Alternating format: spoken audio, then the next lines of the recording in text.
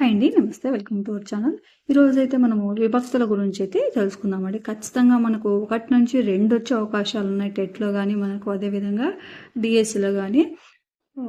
ఇప్పుడు ప్రత్యయాలంటే విభక్తులు ఏంటో చూద్దాం. అదేవిధంగా ప్రీవియస్ టెట్లో ఇచ్చిన బిట్స్ చూద్దాము. మనము ఏ విధంగా బిట్స్ అడగచ్చు, ఇంకా టెక్స్ట్ బుక్లో ఉండే అంటే మనకు టెక్స్ట్ బుక్ వెనకాల ఉంటాయి కదా, వీటికి సంబంధించిన ఉదాహరణలు కూడా మనం మన ఛానల్ చూద్దామండి. ఆల్రెడీ నేను నిత్య ఏకవచనాలు, నిత్య బహువచనాలు కానీ, అదేవిధంగా అలంకారాలు కానీ నేను టెక్స్ట్ బుక్లో ఉదాహరణలతో సహా ప్రీవియస్ టెట్లో వచ్చిన బిట్స్ని కూడా వివరించానండి. వీడియో నచ్చితే కనుక తప్పకుండా ఒక లైక్ చేయండి, షేర్ చేయండి, సబ్స్క్రైబ్ చేయండి. ఇప్పుడు ప్రత్యయాలు, విభక్తులు అంటే తెలుసుకుందామండి. ఖచ్చితంగా ఒక మార్క్ వచ్చేదండి మనకు. ఈ వీడియో ఫుల్గా చూస్తే ఖచ్చితంగా మీకు ఒక మార్క్ వచ్చినట్లే. ఇక్కడ ప్రత్యయాలు అంటే డు, మూవులు అనేటి ప్రథమ విభక్తికి ప్రత్యయాలు. తర్వాత నిన్, నున్, లన్, గూర్చి, గురించి ద్వితీయ విభక్తి. చేతన్, చేన్, తోడన్, తోన్ తృతీయ విభక్తి. కొరకున్కై చతుర్థి విభక్తి. వలనన్, కంటెన్, పట్టి పంచమి విభక్తి. కిన్, కున్, యొక్క, లోన్, లోపలన్ షష్ఠి విభక్తి అనమాట. అందున్నన్ను వచ్చేసి సప్తమి విభక్తి. ఓ, ఓయి, ఓరి, ఓసి అనేది సంబోధన ప్రథమ విభక్తి. ఇది చాలా తక్కువ శాతం మనల్ని అడుగుతారండి. అసలు అడగకపోవచ్చు కూడా. మిగిలిన మాత్రము 7 మనల్ని ఖచ్చితంగా టెట్, డిఎస్, అది ఎస్ఏ వాళ్ళకి కానీ ఎస్జిటి వాళ్ళకి కానీ తప్పనిసరిగా అడుగుతారు. సో ఇవైతే మనం ఖచ్చితంగా ఈ ప్రత్యయాలు అయితే మనము బట్టి పట్టండి, ఎలా అయినా పట్టండి ఖచ్చితంగా నేర్చుకోవాలండి. ఎందుకంటే మనకు ఒక మార్కు వచ్చే బిట్టు కాబట్టి. సో లేదు మనం నేర్చుకోవడానికి కష్టంగా ఉండేవి ఏంటంటే జస్ట్ షార్ట్ కట్ ఏం నేర్చుకుంటారంటే ప్రతి ప్రత్యయానికి మొదటి అక్షరం ఉంటుంది కదండి. చూడండి ఇక్కడ డు, ని, చే, కో, వా, కి, ఆ, ఓ. ఇది ఈ షార్ట్ కట్ ఒక్కటి అంటే ఈ మొత్తం ఈ 8 అక్షరాలు కనుక మీరు షార్ట్ కట్ గుర్తు పెట్టుకుంటే కూడా ఈజీగా పెట్టుకోవచ్చు అనమాట. చూడండి, డునిచే కోవకి ఆవో, డునిచే కోవకి ఆవో. మీకు డు అంటానే డు మూవులు గుర్తు రావాలి. నీ అంటే నేను నూనెలను గూర్చి, గురించి. చే అంటే చేతన్, చేన్, తోడంతో. కో అంటే కొరకున్కై. వాళ్ళని కంటెన్, పట్టి. కిన్, కున్, యొక్క, లోన్, లోపన్. ఆ అంటే అందున్నన్. ఓ అంటే ఓరి, ఓయిసి. మనం ఇట్లా వరుసగా కరెక్ట్గా ఇదే గుర్తుపెట్టుకోవాలి. డునిచే కోవకి.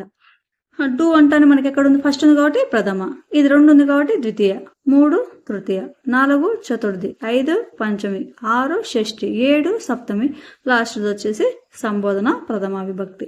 ఇలా గనక షార్ట్ కట్ నేర్చుకుంటే మీకు ఈజీ గుర్తుంటుందండి. నాన్ తెలుగు వాళ్ళకైతే కొంచెం కష్టంగా ఉంటుంది కదా, అంటే తెలుగు గురించి ఐడియా లేని వాళ్ళకు. సో అందుకోసమే ఇది చెప్తున్నాను అనమాట. మనకు టెక్స్ట్ బుక్లో ఉదాహరణలు ఇచ్చారు కదా, వాటిని అంటేనే ఒకసారి చదువుతాము. మనకు విభక్తుల్లో ఫస్ట్ది ప్రథమ తత్పురుష సమాసం. దాన్ని ప్రథమ విభక్తి అని కూడా అంటారండి. అవి ఏమిటంటే దానికి ప్రత్యయాలు డు, మూవులు. ప్రథమ విభక్తి ప్రత్యయాలు డు, మూవులు ఆధారంగా ఏర్పడే సమాసం. దీనికి ఏకాదేశి సమాసం అని ఆ పేరు కాదు. ఉదాహరణలు: అర్ధరాజ్యము, రాజ్యము అర్ధ భాగము. మధ్యాహ్నం, అహ్నం యొక్క మధ్య భాగము, మధ్య భాగము. ఈ మూలు వచ్చాయి కాబట్టి మనకు డు, మూవులు ఏమొచ్చినా ఏమవుతాయండి? మనకు ప్రథమ విభక్తి. తర్వాత ద్వితీయ విభక్తి. మనం ఇప్పుడు టెక్స్ట్ బుక్లో ఉండే ఉదాహరణలే చూద్దామండి. ఇక్కడ చూడండి, ద్వితీయ విభక్తికి సంబంధించింది. కింది పట్టికను గమనించండి, వాక్య రూపంలో రాయండి. ఇక్కడ మనకు ఇటు సైడ్ కొన్ని ఇచ్చారు, ఇటు సైడ్ ఇచ్చారనమాట. మధ్యలో మనకు ప్రత్యయాలు ఇచ్చారనమాట. ఈ ప్రత్యయాలను కలిపితే అంటే ఒక పదాలను కలపడానికి ప్రత్యయాలు అనేటి ఉపయోగపడతాయి అనమాట. అంటే ద్వితీయ విభక్తి మనము టెక్స్ట్ బుక్లోని ఉదాహరణలు అయితే చూసేద్దామండి. ఇక్కడ కొన్ని ఇచ్చేసారనమాట, కొన్ని వాక్యాలను.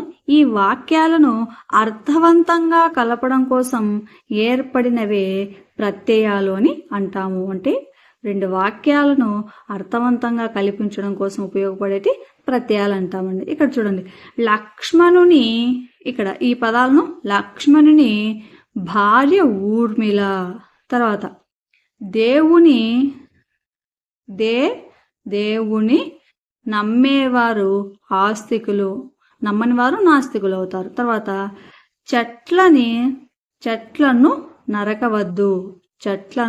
నరకవద్దు, తల్లిదండ్రులను గౌరవించాలి, పర్యావరణంను కాపాడాలి. అంటే ఇక్కడ చూడండి, ఫస్ట్ 2కి మనకేమొచ్చింది? లక్ష్మణుని అంటే నీ వాడాము. ఇక్కడ దేవుడిని చెట్లను, తల్లిదండ్రులను, పర్యావరణం. అంటే ఇక్కడ మనకు ఇక్కడ చూడండి, ఇక్కడ నీ వచ్చింది, ఇక్కడ నువ్వు వచ్చింది, ఇక్కడ కూడా మనకు నీ. తల్లిదండ్రులను గౌరవించాలి, పర్యావరణంను కాపాడాలి. ఇక్కడ ను, నిన్, ను అనేటి మనకి ఏ విభక్తి వస్తాయంటే ద్వితీయ విభక్తి అనమాట. నిన్, నున్, లన్, గూర్చి, గురించి అనేటి మనకు ద్వితీయ విభక్తికి చెందినవి. ఇక్కడ ఇప్పుడు ఉదాహరణలు చూద్దాం. చూడండి, పై ఉదాహరణ వాక్యాల్లో విభక్తి ప్రత్యయాలు వాక్యాలను అర్థవంతం చేశాయి. ఇలా వాక్యంలోని పదాల మధ్యన చేరే నిన్, నున్, లన్, కూర్చి, గురించి అనే ప్రత్యయాలను ద్వితీయ విభక్తి అంటారు. సాధారణంగా కర్మను గురించి తెలియజేసే సందర్భంలో ద్వితీయ విభక్తి ప్రత్యయాలను ఉపయోగిస్తారనమాట. మనకు నీ కానీ, నూన్ కానీ, లన్ కానీ, కూర్చి కానీ, గురించి కానీ అని ఈ ప్రత్యయాలు మనకు కనబడితే అది ఏ విభక్తి అవుతుందంటే ద్వితీయ విభక్తి అనేది అవుతుందండి. తర్వాత చూద్దాం. మనము ద్వితీయ విభక్తికి తెలుసుకున్నాం కదా, నిన్ను, లన్, గూర్చి, గురించి అనే ప్రత్యయాలు వస్తుంది మనకు ద్వితీయ విభక్తి. ఇప్పుడు తృతీయ విభక్తిని తెలుసుకుందాం. సేమ్ ఇంతేనండి. బోయవాడు బాణం, దేవుని భక్తి శ్రద్ధల, వాల్మీకి 24,000 శ్లోకాలు, కుశవుల సప్తస్వరాలు. ఇక్కడ తో ఉంది అంటే ఈ రెండు వాక్యాలను కలిపేదే మనకు ప్రత్యయము. ఆ ప్రత్యయము ఏదంటే తో అన్నమాట. ఇక్కడ మనం చూద్దాం. బోయవాడు బాణంతో పక్షిని కొట్టాడు, దేవుని భక్తి శ్రద్ధలతో పూజించాడు, వాల్మీకి 24,000 శ్లోకాలతో రామాయణం రచించాడు, కుశలవులు సప్తస్వరాలతో పాట పాడారు. అంటే చూడండి, ఇప్పుడు ఇక్కడ తో లేకపోతే ఏమవుతుంది? బోయవాడు బాణం పక్షిని కొట్టాడు అంటే ఇక్కడ ఈ వాక్యం అనేది అర్థవంతంగా లేదు. కానీ ఈ ప్రత్యయం వాడడం వల్ల మనకేమవుతుందంటే ఈ అక్షరానికి ఒక అర్థం ఏర్పడుతుందన్నమాట. అలా వాక్యానికి అర్థం ఏర్పడడానికి ఉపయోగపడే అక్షరాన్ని మనము ప్రత్యయం అన్నాము. ఇప్పుడు తృతీయ విభక్తికి ఏమొస్తాయండి? తోడంతోన్, చేతంచేన్. చేతంచేన్, తోడంతోన్ అనే ప్రత్యయాలు వస్తే మనకేమవుతుందంటే తృతీయ విభక్తి అవుతుంది. ఇక్కడ మనం తో వాడాం కదా, ఇక్కడ ఇప్పుడు చూద్దాము ఉదాహరణ. పై వాక్యంలో తో అనే ప్రత్యయం వాక్యాలను అర్థవంతంగా మార్చింది. వాక్యంలోని పదాల మధ్య చేరే చేతన్, చేన్, తోడన్, తోన్ అంటే రెండు వాక్యాలను కల్పించడం కోసం ఈ తోడన్ గాని, తోన్ గాని, చే గాని, చేతన్ గాని ఈ ప్రత్యయాలు ఉపయోగపడతాయి. అలా ఉపయోగపడిన ఈ ప్రత్యయాలను ఏమంటామంటే తృతీయ విభక్తి అంటారు. సాధారణంగా కారణాన్ని, ఉపయోగాన్ని, సాధనాన్ని గురించి చెప్పే సందర్భంలో తృతీయ విభక్తి ఉపయోగిస్తారు. అంటే చూడండి, కారణాన్ని అంటే దేని గురించి అయినా చెప్పడాన్ని కానీ, ఉపయోగించడానికి సాధనాన్ని గురించి చెప్పే సందర్భంలో మనకు తృతీయ విభక్తి అనేది ఉపయోగించడం జరుగుతుందండి. తర్వాత చూద్దాం నెక్స్ట్. ఇది మనకు ఇప్పటికే తృతీయ అయిపోయింది కదా, ఇప్పుడు చతుర్థి విభక్తి గురించి తెలుసుకుందాం. ఇక్కడ సేమ్ ఇంతేనండి, ప్రతిదానికి వాక్యాలు ఉంటాయి. ఆ వాక్యాలను అర్థవంతంగా కల్పించడం కోసం ఉండేవి మనకు ప్రత్యయాలు. ఇక్కడ కొరకు ఉపయోగపడుతుంది. చతుర్థి అంటేనే మనకేం గుర్తు కావాలి? మనము ఆల్రెడీ షార్ట్ కట్ చెప్పుకున్నాం కదా, డోని చే కో. కో అంటానే ఏని? ప్రథమ, ద్వితీయ, తృతీయ, చతుర్థి. చతుర్థి అని రావాలి. కొరకున్ కై. కొరకున్ కై అనే ప్రత్యయాలు వస్తానే మనకు చతుర్థి విభక్తి అనేది గుర్తుపెట్టుకోవాలి. ఉదాహరణలు చూద్దాం.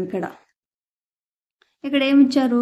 తిండి గింజల కొరకు పావురాలు నేలపై వాలాయి.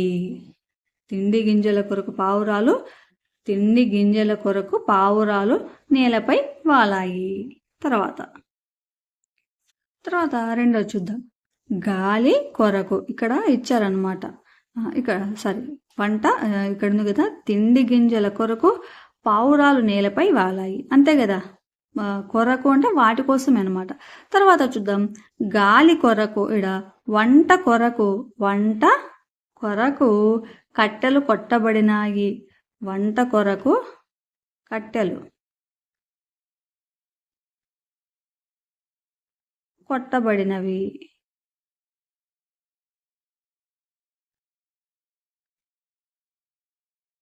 తర్వాత ఇక్కడ గాలి ఉంది. గాలి కొరకు కిటికీలు తెరిచారు. గాలి కొరకు కిటికీలు తెరిచారు. ఇది ప్రీవియస్ బిట్లో మనకు ఇవ్వడం జరిగిందండి. నేను ప్రీవియస్ పేపర్స్ నెక్స్ట్ చెప్తాను కదా, అందులో అంటే ప్రీవియస్ బిట్స్ లాస్ట్ టెట్లో మనకి ఎక్కువ అడిగిన బిట్లు అయితే నేను రాయడం జరిగింది. అవి కూడా ఒకసారి ఎక్స్ప్లెయిన్ చేస్తాయి ఇవన్నీ చెప్పిన తర్వాత వామనుని కొరకు బలి 3 అడుగులు నేలదానం చేశాడు. సూర్యోదయం కొరకు పద్మాలు వేచి ఉన్నాయి. దశరథుడు పుత్ర సంతానం కొరకు పుత్ర కామేష్టి యాగం చేశాడు. ఇక్కడ ఈ 2 వాక్యాలను కలిపినదే ప్రత్యయము, అర్థవంతంగా కలిపినదే ప్రత్యయము. ఎక్కడైతే మనకు కొరకు కానీ కై కానీ కొరకు కానీ కై కానీ ప్రత్యయాలు ఉపయోగపడతాయో ఆ ప్రత్యయాలు దేనికి విభక్తులు అంటే మనకు చతుర్థి విభక్తికి ప్రత్యయాలు అన్నమాట. ఇక్కడ ఉదాహరణ చూద్దాం చూడండి. పై వాక్యాలలో కొరకు ప్రత్యయం పదాల మధ్య చేరింది. అవును కదా, ఈ 2 పదాల మధ్య మనకు కొరకు అనే పదం చేరింది. ఈ విధంగా కొరకున్ కై అనే ప్రత్యయాలు చేరితే దానిని చతుర్థి విభక్తి అంటారు.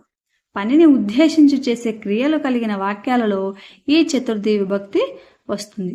ఆధునిక కాలంలో కొరకు ప్రత్యయానికి బదులుగా కోసం అనే పదాన్ని వాడుతున్నాం.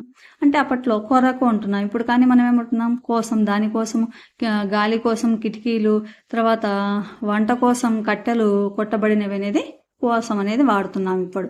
కానీ మనకు కొరకు అంటేనే మనకు చతుర్థి విభక్తి అన్నమాట. తర్వాత పంచమి చూద్దామండి. చతుర్థి విభక్తి అయిపోగానే వచ్చేది పంచమి విభక్తినండి. ఇక్కడ క్రింది వాక్యాలను పరిశీలించండి. వర్షాల వలన కాలువల్లో నీరు ఉధృతంగా ప్రవహిస్తోంది. కృష్ణుడి వలన పాండవులు యుద్ధంలో విజయం సాధించారు. కరువు కాటకాల వలన ప్రజలు ఇబ్బంది పడుతున్నారు. పల్లెటూరి కంటే పట్నంలో కాలుష్యం ఎక్కువ.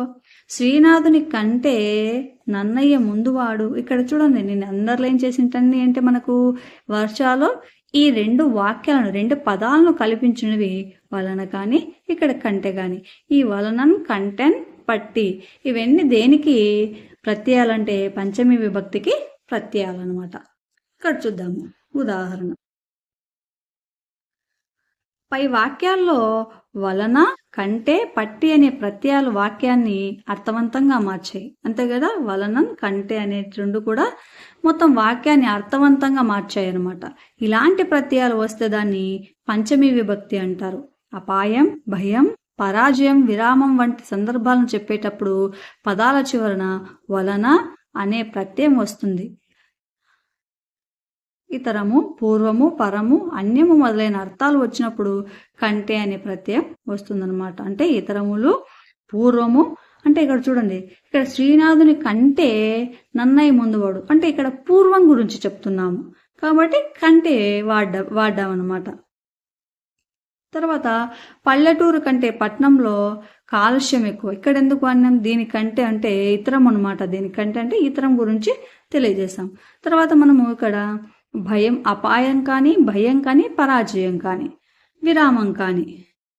ఇక్కడ చూడండి, వర్షాల వలన కాలువల్లో నీరు ఉధృతంగా ప్రవహిస్తుంది. ఇక్కడ మనకి ఏముంది? అపాయం అనమాట. ఉధృతంగా అంటే అది అపాయమే కదా, కాబట్టి వలన అపాయం వచ్చింది కాబట్టి మనకేం రావాలి? వలన అంటే అపాయము. ఇలా అనమాట. ఇలా వస్తే మనకు ఏంటి? వలనన్ కంటే పట్టి అనే ప్రత్యయాలు వస్తుంది. ఏమవుతుందంటే మనకు పంచమి విభక్తి అవుతుందండి. తర్వాత పంచమి అయిపోగానే మనకు షష్ఠి విభక్తి. దానికి ఉదాహరణలు చూద్దాం. 6వది షష్ఠి విభక్తి అండి. క్రింది పట్టికను గమనించి జతపరచండి. ఇంతే. అంటే ఈ వాక్యాన్ని అర్థవంతంగా చేసేది ఈ యొక్క షష్ఠి అనగానే మనకేం గుర్తు రావాలి? కిన్, కున్, కిన్, కున్, యొక్క, లోన్, లోపలన్ అనే ప్రత్యయాలు వస్తాయన్నమాట. చూడండి, ఇక్కడ ఉదాహరణ చూద్దాం. పై వాక్యాల్లో పదాల మధ్యన చేరిన యొక్క అనే ప్రత్యయం వాక్యాలను అర్థవంతంగా మార్చింది. ఇలా వాక్యంలో పదాల మధ్య చేరే కిన్, కున్, యొక్క, లోన్, లోపలన్ అనే ప్రత్యయాలను షష్ఠి విభక్తి అంటారు. వాక్యంలోని పదాల మధ్య సంబంధాన్ని తెలిపేటప్పుడు అంటే పదాల మధ్య సంబంధాన్ని తెలియజేసేటప్పుడు యొక్క, జాతి గుణాల గురించి తెలిపేటప్పుడు లోపన, తర్వాత క్రియతో సంబంధాన్ని కలుగచేసేటప్పుడు కి ప్రత్యయాలను ఉపయోగిస్తామన్నమాట ఇక్కడ. ఇప్పుడు ఉదాహరణ చూద్దాం. ఇక్కడ సూర్యుని యొక్క, ఇక్కడేముంది, సూర్యుని యొక్క, భీముని యొక్క, నా యొక్క, దశరథుని యొక్క, రాజు యొక్క, చంద్రుని యొక్క, ఇలా యొక్క యొక్క అనే ప్రత్యయము దేనికి వస్తుందంటే మనకు షష్ఠి విభక్తి కండి. ఇక్కడ చూడండి, సూర్యుని యొక్క కాంతిని కలువలు వికసించాయి. సూర్యుని యొక్క కిరణాల వల్ల పద్మాలు విచ్చుకున్నాయి. భీముని యొక్క భుజబలము గొప్పది. నా యొక్క పుస్తకములు ఎక్కడ ఉన్నాయని అంబేద్కర్ అన్నాడు. దశరథుని యొక్క కుమారులు 4. రాజు యొక్క ఆజ్ఞను శిరసావహించాలి. చంద్రుని యొక్క కాంతికి కలువలు వికసించాయి. అంటే ఈ వాక్యాలను మనకు అర్థవంతం చేయడానికి ఉపయోగపడే ప్రత్యయాలు ఇవేనమాట. సో ఇలా మనకు కిన్ యొక్క లోపల అనే ప్రత్యయాలు వస్తే షష్ఠి విభక్తి అనమాట. మనకు యొక్క ఎప్పుడు వస్తుందంటే చూడండి, వాక్యంలోని పదాల మధ్య సంబంధాన్ని, అంటే పదాల మధ్య సంబంధాన్ని తెలియజేయడానికి. ఇందాక మనం చూసాం కదా, ఏమని, రాజు యొక్క, దశరథుని యొక్క కుమారులు 4, అక్కడ వాళ్ళ మధ్య సంబంధాన్ని తెలియజేసింది అనమాట యొక్క అనేది.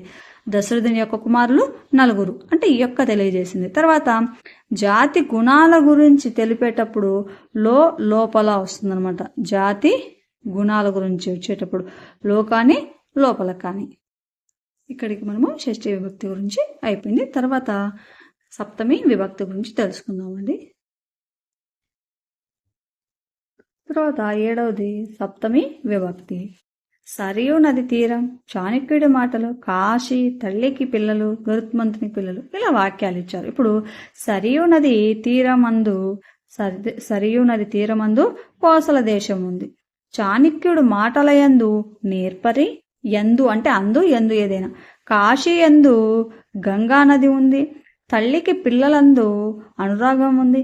గరుత్మంతునికి తల్లి యందు భక్తి ఉంది. ఇక్కడ తీరమందు గాని, ఎందు గాని, అందు గాని ఏదైనా కూడా అందు నన్ అనే వస్తే మనకి ఏమవుతుందంటే సప్తమి తత్పురుష సప్తమి విభక్తి అవుతుంది అనమాట. ఇప్పుడు దీనికి వివరణ చూసాం కదా. పై పట్టికను గమనిస్తే అందు అనే ప్రత్యయం వాక్యాలను అర్థవంతంగా మార్చింది. ఇలా వాక్యంలోని కొన్ని పదాల మధ్యన చేరే అందున్, నన్ అనే ప్రత్యయాలను సప్తమి విభక్తిగా చెప్పవచ్చు. సాధారణంగా సామీప్య విషయ సంబంధాన్ని అంతటా వ్యాపించటాన్ని గురించి చెప్పేటప్పుడు సప్తమి విభక్తిని ఉపయోగిస్తాము. ఇక్కడ సామీప్య విషయ సంబంధాన్ని అంతటా వ్యాపించటాన్ని అంటే ఇప్పుడు చూడండి, సరియు నది యందు కోసల దేశం అందు అంటే ఇక్కడ అంత వ్యాపించింది అనమాట. తర్వాత విషయ సంబంధం అంటే చాణక్యుడు మాటల యందు నేర్పది. ఇలా ఒక విషయాన్ని గురించి కానీ అంతటా వ్యాపించటానికి మనకు ఉపయోగపడే ప్రత్యయాలు ఏంటంటే అందున్, నన్. ఈ అందున్, నన్ అనే ప్రత్యయాలు దేనికి విభక్తులు అంటే సప్తమి విభక్తికి ప్రత్యయాలండి. తర్వాత మనకు ప్రీవియస్ స్టేట్ లో ఇచ్చిన విభక్తులన్నీ ఇవేంటి, లాస్ట్ స్టేట్ లో వచ్చిన విభక్తులన్నీ కూడా నేను ఒకసారి ఉదాహరణలు చెప్తున్నాను. గాలి కొరకు, గాలి అంటే ఇప్పుడు గాలి కిటికీలు తెరిచారు ఈ వాక్యంలో గల విభక్తి. అంటే ఇక్కడ ఈ వాక్యానికి కల్పించడం కోసం ఏర్పడిన ప్రత్యయం ఏంటంటే కొరకు. కొరకు తెరిచారు ఈ వాక్యంలో గల విభక్తి తెలియజేయండి. సప్తమి, ప్రథమ, చతుర్థి, ద్వితీయ. కొరకు అంటనే ఏం రావాలి, మనము షార్ట్ కట్ కూడా ఒకసారి చెప్పుకున్నాం కదా, ఏమని మీకు గుర్తు రాకపోతే డు, ని, చే, కో, వా, కి, ఆ అన్నాం కదా. ఇక్కడ 1, 2, 3, 4 అని వస్తానే మనకేం రావాలి, ప్రథమ, ద్వితీయ, తృతీయ, చతుర్థి. అంటే కొరకు అంటానే మనకు చతుర్థి తత్పురుష సమాసం అనేది కరెక్ట్. ఇలా మీరు ఇది అయినా కూడా మీరు అంటే ఈ ఫస్ట్ అక్షరాలను మీరు బట్టి పట్టినా కూడా మీరు రాయొచ్చు అనమాట. మనకు కొరకు అంటానే ఏమొస్తుంది, చతుర్థి. తర్వాత 2వ ఉదాహరణ, సరియు నది తీరమందు కోసల దేశం ఉంది ఈ వాక్యంలో గల విభక్తి తెలియజేయండి.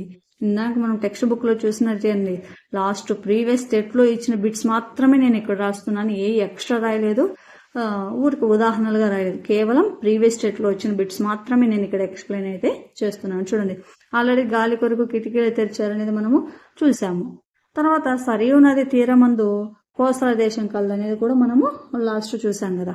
ఇక్కడ అంధు అంటానే ఏం రావాలి మనకు? 1 2 3 4 5 6 7 7 అంటే సప్తమి తత్పురుష సమాసం అనేది మనకు కరెక్ట్. అందున్ నన్ అనే ప్రత్యయాలు దేనికి వస్తాయంటే సప్తమి విభక్తికి. తర్వాత క్రింది వానిలో పంచమి విభక్తికి ప్రత్యయాలు తెలియజేయండి. పంచమి విభక్తికి పంచమి అనగానే మనకు వలనన్ కంటెన్ పట్టి అనే ప్రత్యయాలు దేనికి వస్తాయంటే మనకు పంచమి విభక్తికి. ఒకవేళ నిన్ నున్ లన్ గూర్చి గురించి అనేది మనకి ఏది వస్తుందంటే ద్వితీయ విభక్తికి. తర్వాత కొరకున్ కై అంటే చతుర్థి. తర్వాత అందున్ నన్ అంటే సప్తమి విభక్తి అన్నమాట. తర్వాత ప్రశ్న, అందున్ నన్ ప్రత్యయాలు ఏ విభక్తికి చెందినవి? అందున్ నన్ ఏ ప్రత్యయానికి అంటే ప్రత్యయాలు ఏ విభక్తికి చెందినవి? అందున్ అనగానే మనకు సప్తమి విభక్తికి చెందినవి అందున్నన్ అనే ప్రత్యయాలు. అదే ఒకవేళ చతుర్థి విభక్తికి మనకు ఆల్రెడీ తెలుసు కొరకున్ కై అనేది. షష్ఠి అంటగానే మనకు వలనన్ కంటెన్ పట్టి షష్ఠి. తర్వాత వచ్చేసి ద్వితీయ అంటే నిన్నున్లన్ గురించి. తర్వాత చూద్దాం, పరుల కొరకు జీవించుము. కొరకు అంటానే మనకేం రావాలి? చతుర్థి. తర్వాత విద్య చేత వర్ధిల్లుము. చేత ప్రథమ ద్వితీయ తృతీయ చతుర్థి. చేత అనగానే మనకేం రావాలి? తృతీయ విభక్తి అనేది కరెక్ట్ ఆన్సర్ అండి. చేతంచే తోడంతో. తర్వాత వృద్ధ జనుల యొక్క సేవ, ఇందులో గల విభక్తిని తెలియజేయండి. మనకి ఇక్కడ చూడండి, యొక్క అనగానే మనకేం రావాలి? యొక్క కిన్ కున్ యొక్క లోన్ లోపలన్ అంటే మనకు షష్ఠి విభక్తి అన్నమాట. తర్వాత వృక్షము అవనిని రక్షించును. నిన్ నున్ గూర్చి గురించి ద్వితీయ విభక్తి. తర్వాత నా యొక్క చరిత్ర, యొక్క అంటానే మనకేం రావాలి? కిన్ కున్ యొక్క లోన్ లోపలన్. ఇక్కడ నా యొక్క అంటే మనకు ఇప్పుడు ఏమొస్తుంది? మనకు షష్ఠి తత్పురుష సమాసం అనేది రాదు. కానీ ఇక్కడ ఈ ఇచ్చిన ప్రత్యయానికి విభక్తిని తెలియజేయాలి మనకు. తన చరిత్ర, అతని చరిత్ర, నీ చరిత్ర, నా చరిత్ర. నా చరిత్ర, నా యొక్క చరిత్ర అనేది కరెక్ట్ అవుతుంది. తర్వాత చతుర్థి విభక్తికి ప్రత్యయాలు. చతుర్థి ఏమిటి? కొరకు కై అనేది కరెక్ట్ అండి. ఒకటి ఎలా అడిగారంటే చతుర్థి విభక్తికి ప్రత్యయాలు తెలియజేయండి. కొరకున్ కై ఓకే. కొరకున్ కై ప్రత్యయాలకు విభక్తిని తెలియజేయండి. ఒకే ఎగ్జామ్లోని 2 ఇచ్చారనమాట. సో చూడండి, ఇలా చేయొచ్చు. కాబట్టి ప్రత్యయాలు అనేవి మనకి విభక్తులు ప్రత్యయాలు అంటే చాలా ఇంపార్టెంట్ అండి. ఖచ్చితంగా మీరు ఈ వీడియో పూర్తిగా చూసి నేర్చుకుంటే 1 మార్కు మీకు వచ్చినట్లే. తర్వాత క్షమ వలన సిరి కలుగుతుంది. వలనన్ కంటెన్ పట్టి అంటానే మనకేం రావాలి? పంచమి విభక్తి వస్తుంది అనమాట. ఇక్కడికి మనము విభక్తుల గురించి అయితే పూర్తి వివరణ అయితే ఇచ్చామండి. టెక్స్ట్ బుక్లో ఉండే వివరణలు కూడా ఇచ్చాము. కాబట్టి వీడియో నచ్చితే ఒక లైక్ అయితే చేయండి, షేర్ చేయండి, సబ్స్క్రైబ్ చేయండి. ఈ వీడియో కనుక మీరు పూర్తిగా చూస్తే ఖచ్చితంగా మీకు 1 మార్క్ అయితే వస్తుందండి. అదేవిధంగా ఇలాగే ఉదాహరణలు ప్రీవియస్ బిట్లతో సహా నేను అలంకారాల గురించి చేశాను. అదేవిధంగా నిత్య ఏకవచనాలు బహువచనాల గురించి చేశాను. ఛందస్సు గురించి కూడా మన ఛానల్లో ఉంది, ఒకసారి చూడగలరు. థ్యాంక్ యూ అండి. Thank you for watching.